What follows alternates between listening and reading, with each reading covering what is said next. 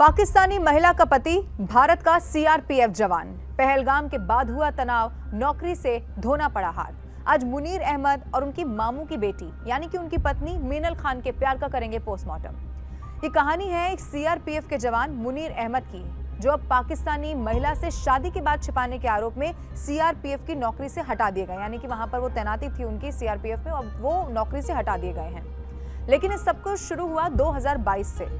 2022 का वो साल जब विभाग से शादी की उन्होंने परमिशन मांगी, लेकिन परमिशन में कुछ देरी हो गई और इसी के बाद मुनीर अहमद ने 24 मई 2024 को पाकिस्तानी मीनल से वीडियो कॉन्फ्रेंसिंग के जरिए शादी कर ली। और ये खुद उन्होंने अपने बयान में अब बता दिया है। उन्होंने बताया कि मीनल जो है वो मुनीर की मामा की बेटी है। अब भारत पाक विभाजन से पहले उन दोनों का परिवार जम्मू कश्मीर में ही रहता था। अभी मीनल की फैमिली अगर मैं आपको बताऊं तो पाकिस्तान के सियालकोट में रहती है। लेकिन आज हम इन दोनों की बात क्यों करें ये भी आपको जान लेना चाहिए। देखिए, पहलगाम में जो आतंकवादी हमला हुआ उसमें पाकिस्तान का कनेक्शन सामने आया। अब इस पाकिस्तान का कनेक्शन सामने आने के बाद भारत ने कई तरह के प्रतिबंध पाकिस्तान पर लगाए और इसी में एक प्रतिबंध था कि जो नागरिक यहाँ पर हैं उनका वीजा रद्द हो जाएगा, उन्हें वापस अपने मुल्क जाना होगा। अब इसीलिए क्योंकि जिनसे शादी हुई सीआरपीएफ के जवान की वो पाकिस्तानी महिला है। अब मुनीर ये बताते हैं कि हम दोनों का रिश्ता बचपन में ही तय हो गया था। फिर 31 दिसंबर 2022 को मैंने शादी की परमिशन से जुड़ा एक लेटर अधिकारियों को लिखा। 24 जनवरी 2023 को अधिकारियों ने कुछ आपत्ति के साथ मेरा लेटर उस वक्त वापस कर दिया, जिसमें शादी का कार्ड, शादी कहाँ होगी, ऐसी सारी जानकारी जो शादी से जुड़ी हुई महत्वपूर्ण होती है वो मौजूद थी।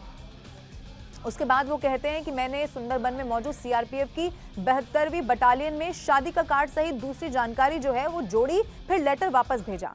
कमांडेंट साहब से मुलाकात भी की थी। मेरा letter DIG Jammu Kashmir range, CRPF range IG Jammu Kashmir zone, SDG CRPF Delhi तक भी गया।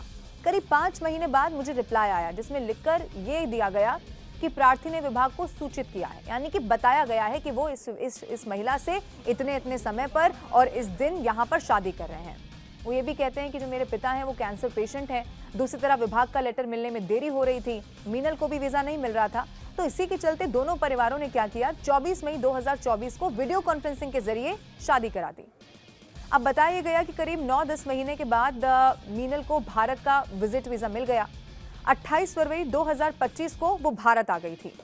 इसकी जानकारी खुद उन्होंने विभाग को दी है, यानी कि सीआरपीएफ में जब उनकी ड्यूटी थी उन जवान ने बोला।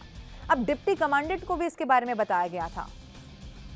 लेकिन अब जब पहलगाम में आतंकवादी हमला हुआ, ये सारा मामला सामने आया, तो अब इस आरोप में उन्हें नौकरी से निकाल दिया गया कि भाई उन्होंने इस शादी की बात को छिपाया। लेकिन वो बार बार सबूत सामने पेश करें और इतने पूरे मामले बढ़ने के बाद ही उनका बयान आया है। वो कहते हैं कि शादी के पहले और शादी के बाद भी मैंने मीनल और शादी से जुड़ी हुई पूरी जानकारी विभाग को दी। शादी की तस्वीरें, शादी का कार्ड भी दिया। समय समय पर विभाग को जो भी जरूरी सूचना होती है उससे अपडेट रखा गया, उनको इन्फॉर्म किया गया। फिर कहा कि विजिट वीजा मिलने के 15 दिन के भीतर ही लॉन्ग टर्म वीजा के लिए अप्लाई करना होता है। हमने वो भी अप्लाई कर दिया। अब इस दौरान वो कहते हैं कि जो लॉन्ग टर्म वीजा है उसके लिए हमारी फील्ड वेरिफिकेशन भी बाकायदा कराई गई। फिर 13 मार्च को एफआरओ जम्मू में इंटरव्यू हुआ। वहां ये कहा गया कि इसे आगे बढ़ाया जा रहा है। मीनल लॉन्ग टर्म वीजा में भारत में स्टे कर सकती हैं।